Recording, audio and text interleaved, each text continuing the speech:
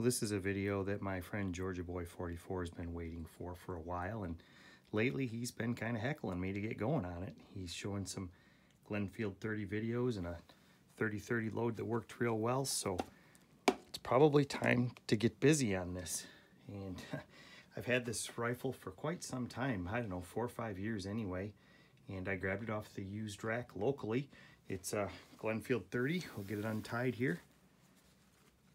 This one's a little different than Georgia Boy's. I believe his is a 30A, which is the full-length magazine tube. This one has the short magazine tube, and if I remember right, it has the kind of impressed details on the wood.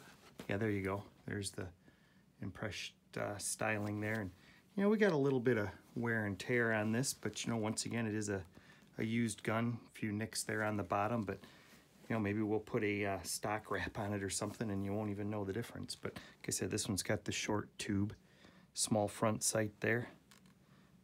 Glenfield Model 30, the Marlin Firearms Company, North Haven, Connecticut, USA, caliber 30-30 Winchester. And for those of you who just love to see it, there's the JM stamp. But yeah, it's a little grubby. It's just been put away for a long time. Oh boy, it even says JM on the little hammer extension. Some kind of goo there that I'll have to clean off. But if I remember correctly, when I started this project, my idea was I was going to shorten this Glenfield 30 even further. Let's grab the tape measure and see what our lengths really are like here. So in general, we've got I guess you'd call that probably a 20-inch barrel, back to about here into the receiver, somewhere in that range. What my original plan was I was going to shorten this rifle to 16 1/8 or so and thread it.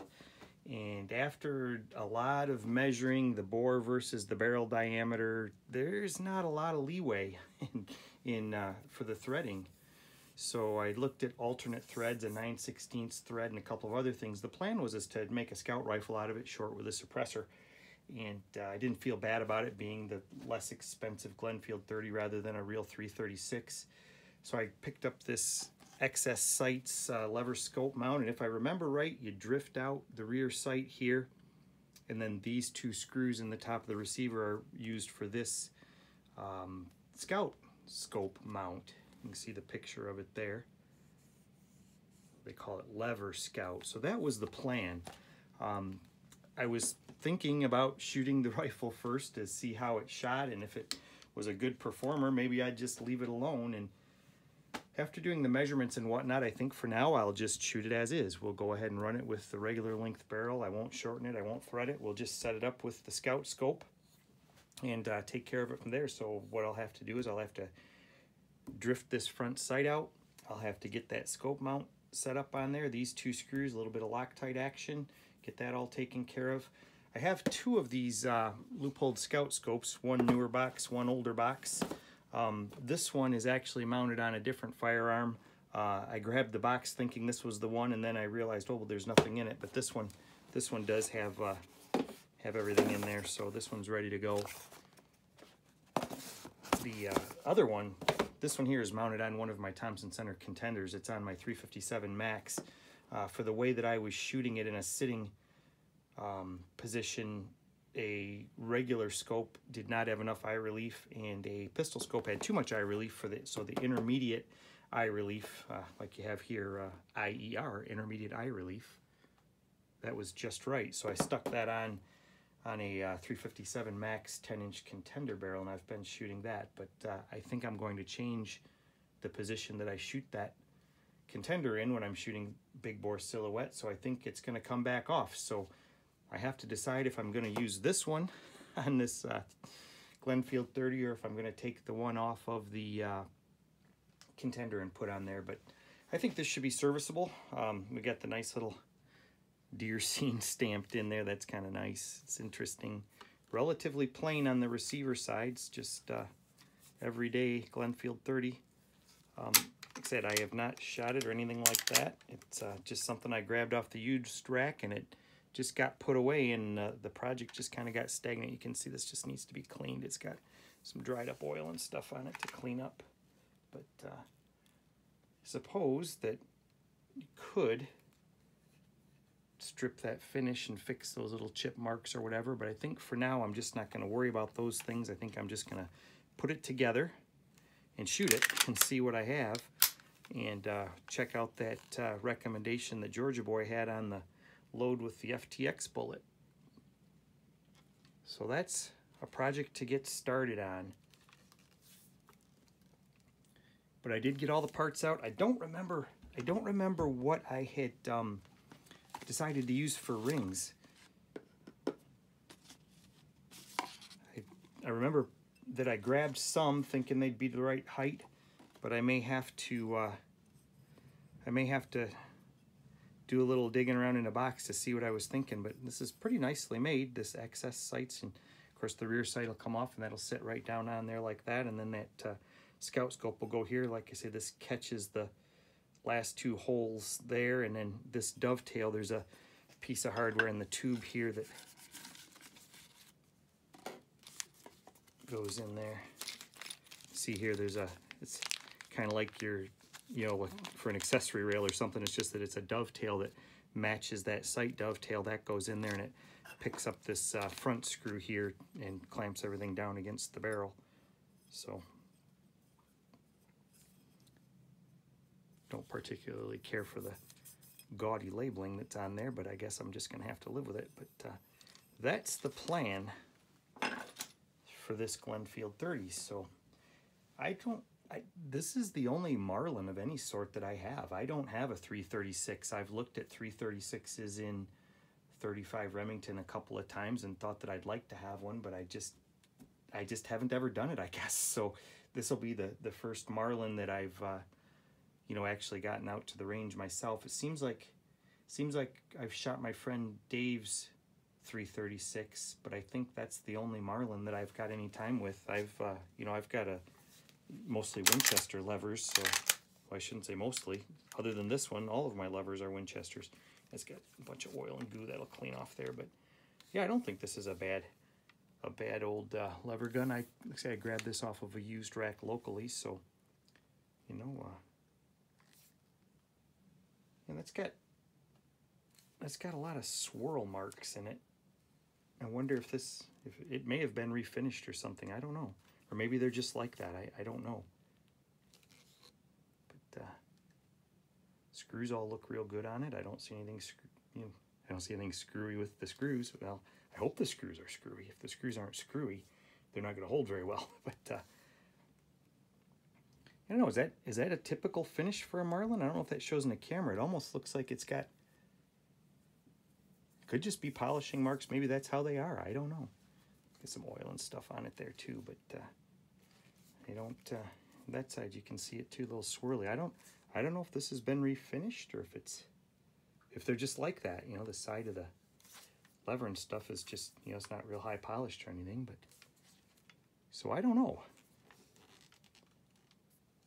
Let's say I kind of liked the short tube. I thought that was kind of cool.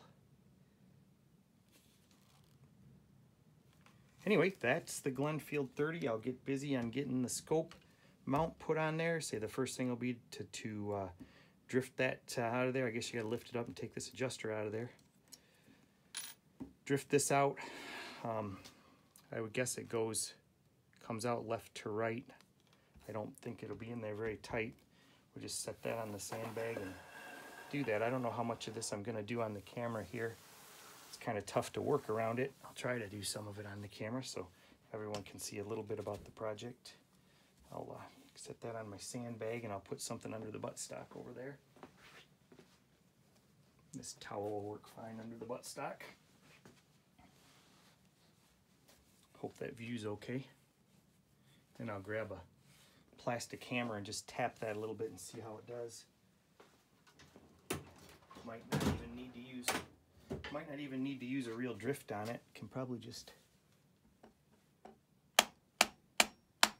yep, that's coming right out.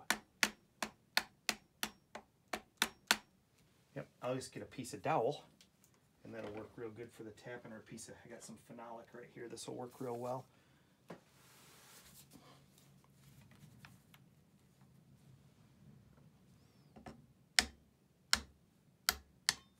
There, that's right on out of there. Nothing to it. Probably do a little cleanup of the,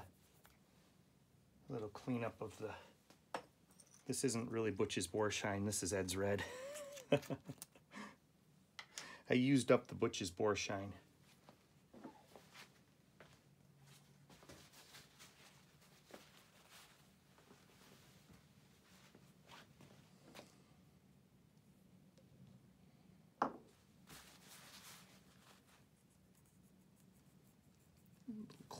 Clean up in the dovetail here.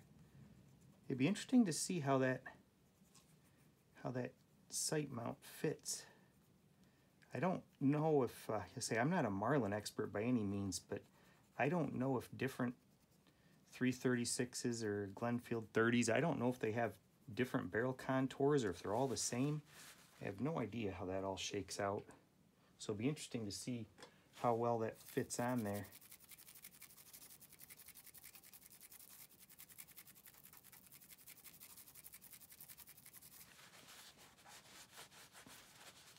Looks like it's cleaning out pretty good. I better make sure this thing's actually recording, because sometimes when I turn the camera on, I get out of sequence and I'm not recording when I think I am.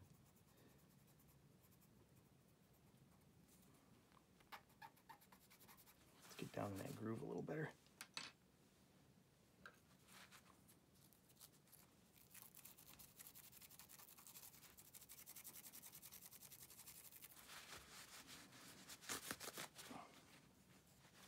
Top of the thing is kind of icky looking there. For that crud on either side over that, they call it a ratchet. This is just kind of a first pass cleaning. I'll do a little bit better before I put it on there for real.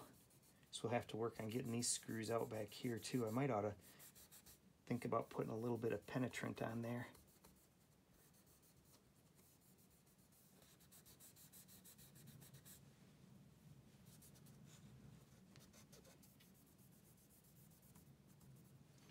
While we're at this, up here where it had that goofy color up here, I don't know if that shows on the video. It looks like some kind of gunk on there. I don't think that that's anything other than dried up something.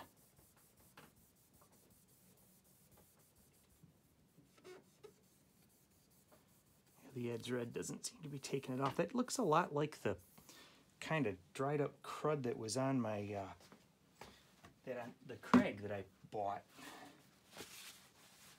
And oddly enough, at a gun show here recently, I ran across the person that sold that Kreg to the person that I bought it from, and I got talking to him, you know, and I didn't even know, you know, it came out in the conversation as we visited that he had recently sold this Kreg, and I said, hey, I think I know that rifle, and he got talking to me about it, and he actually had a notebook that I believe was his dad's, and his dad had purchased that Kreg in the 60s, and he knew the price, which was, I have to look at my notes again to tell you, it's on the, I'd look it up on the telephone here. He let me take a picture of his notes, and so his dad had bought that Kreg in the 60s for less than $100, and it had it all these years. So it's kind of interesting to run across the story. He had the serial number written down and everything, and it all matched up, so it was kind of cool to hear a little bit about its history. I don't know if that stuff's coming off there or not. It ought to. Yeah, we're getting some gunk off there. This is just lacquer thinner. Yeah, it's coming off. It's just taking it a little bit to dissolve. But something that just kind of, something that somebody had put on it at some time kind of varnished over. Yeah, it's some kind of schmoo.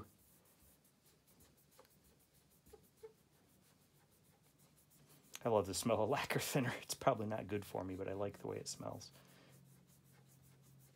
This is actually a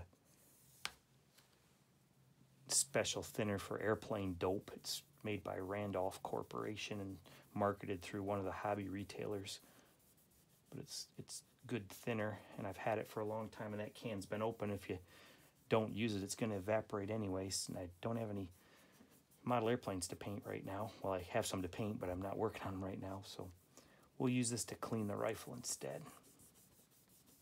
I'm not going to clean the whole thing. I just wanted to see if that gunk would come off, and it does look like it is. It's just kind of a little stubborn, but I think if I wipe some on there and let it set for a while, it would come off. It's probably the same gunk that's on the side of the bolt there. You can see it in there. It's probably the same stuff. Yeah, see, that's wiping right off there. So I don't think that's going to be a problem. To get that cleaned up, I might end up taking this all apart and giving it a good cleaning. There might be some on the sides of the thing too, but I don't know if that doesn't look like it's, maybe that wasn't swirl marks on there. Maybe there's that preservative on there, and that's, I thought I was seeing polishing swirl marks in there. Like on this side, you can see a mottled pattern there, but maybe if it had some kind of preservative on it and then it was in a case, it took on the texture of the case. Yeah, I don't know. It actually looks, I can still see it when you candle it in the light. You see some back and forth polish marks. I don't know if this has been refinished or if that's just the way these are. If anybody has ever noticed that on a Glenfield before. I mean, it's not objectionable, but you can see the polish in it. It may have been refinished. I don't know. While I'm at it, I'm going to put just a little bit of Ed's Red on those screws.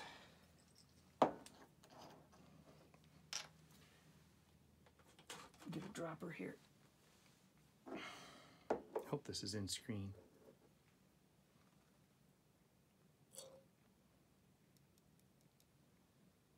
Just put a little drop on there and let that soak in.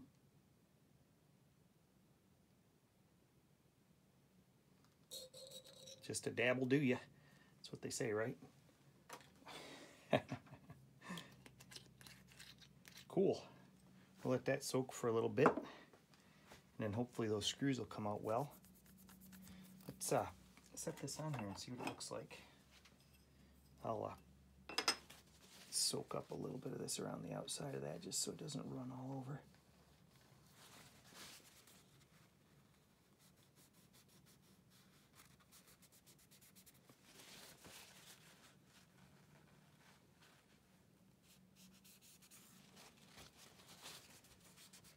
I think I probably had ought to break this video up because it's going to end up being really long. So I think I'll just do a little bit here and then maybe a second installment for another part of it. But wow, I hope that sits down there. It's weird. You look at this being the half round. That's going to be pretty tight on that wood, I think.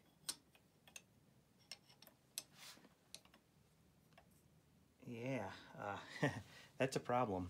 So this is going to be a little bit more involved if I do this way, because that mount is interfering with the wood. The wood's going to have to be relieved. I didn't expect that. So that's quite a bit too. I don't know if I can see under there. Let me look under there with a light and see if I can see how much it is going to take to do that. If I look from this side,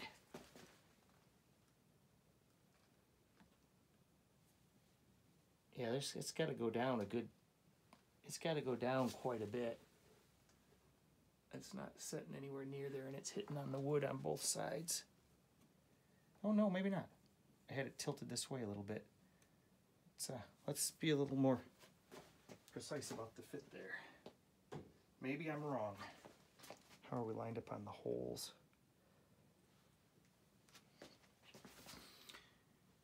Wow, if it's gonna clear, it's gonna just barely clear. No, I guess it will. There's a gap on both sides. Let's check it with a feeler gauge and see if there's space there.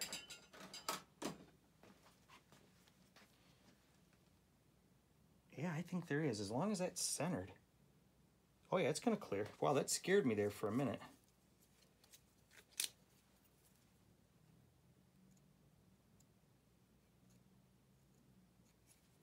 Yeah, so the 50, that's 16 thousandths. There's a little more than 16 on that side, so I don't know if I'm right in the middle. Yeah, okay. Whew, that scared me. I guess I just had it tilted and it looked like it was hitting, but it's not. It's fine.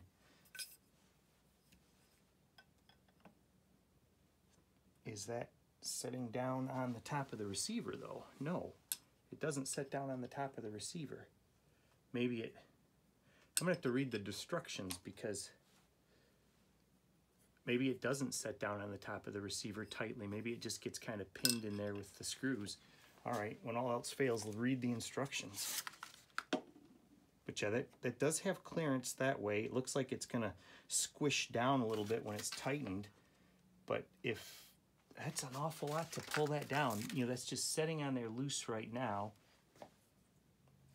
How much space is under there? There's got to be 40 thousandths under there. Let's see, here's a 30. Here's a 30 and a 28, so that's 58 won't quite go. Let's do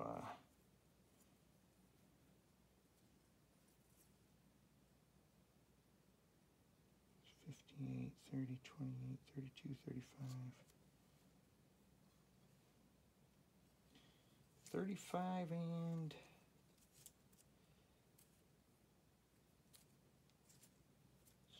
Let's try 20 and 21. That'll be 41 thousandths. Yeah, 41 is a little bit of a friction fit under there. So yeah, it's about 40 thousandths of clearance. There's no way that's going to pull down and spread that out that much before it binds up. Let's read what the instructions say.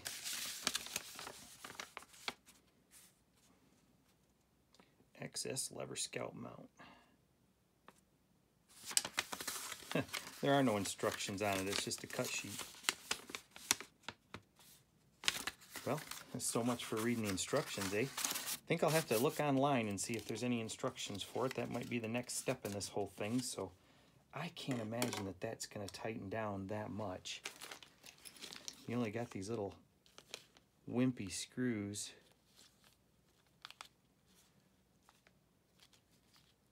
Oh, and the one on the front's a stud. You put the dovetail in, and then there's a stud, and then a nut for the top.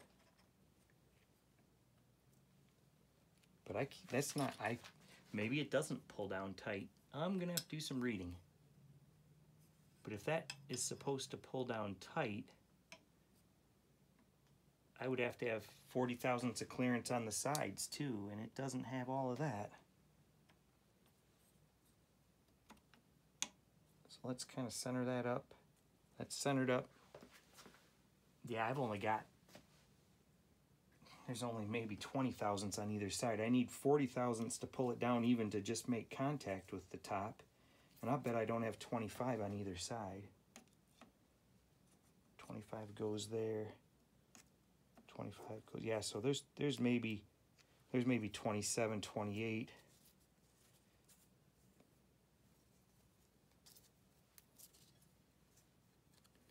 Let's try 30. 30 will just go on that side. I think I rocked it a little bit though. It looks like I got roughly 30 thousandths of clearance from the wood there. Back closer to the receiver, there's more clearance. Up here, there's less. So it's probably maybe it's, looks like it's this constant width there. That's interesting. All right, well, I think the next step is to do some research online and see if there's anything about the installation on this, if it's really, I can't imagine that's supposed to pull down tight, because there's, I don't know if you can see it, but say there's 40 thousandths of clearance under that. There's no way that's going to come down tight, but the screws are back there. So maybe you're just supposed to take it down until it's snug and call it good. I don't know.